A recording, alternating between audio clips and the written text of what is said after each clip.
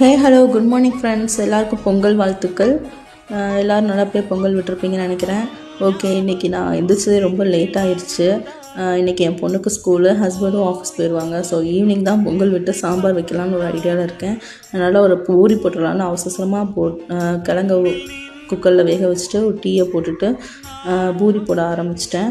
என் பொண்ணு கிளம்பிட்டா. அவளுக்கு ஒரு பூஸ்ட் ஆற்றி கொடுத்து அவளுக்கும் கார் வந்துடுச்சு, அமுச்சு விட்டாச்சு. இன்றைக்கி ஒரு டாஸ்க்கு மாதிரி தான் இருந்துச்சு. எந்திரிச்சதே 6:25க்கு 6:55க்கு ஒரு கார் வந்துடுச்சு.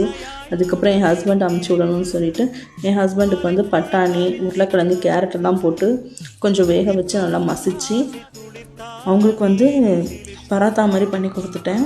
அப்புறமாட்டி அவங்களுக்கு பூரியும் மார்னிங் கொடுத்தாச்சு. இந்த பராத்தா பண்ணுறதுக்கு கையாலே அதை அமுக்கி விடுங்க. கொஞ்சம் மாவு ஸ்ப்ரெட் பண்ணி சப்புன்னு அப்படி அடித்து நல்லா ஸ்ப்ரெட் பண்ணி விட்டிங்கன்னா அது சப்பாத்தி ரெடி ஆயிரும். இதை பொத்தனாப்பில் சிம்மில் வச்சுட்டு அப்படி மாற்றி போட்டு எடுத்திங்கன்னா நம்மளுக்கு பட்டாணி பராத்தா ரெடி ஆயிரும்.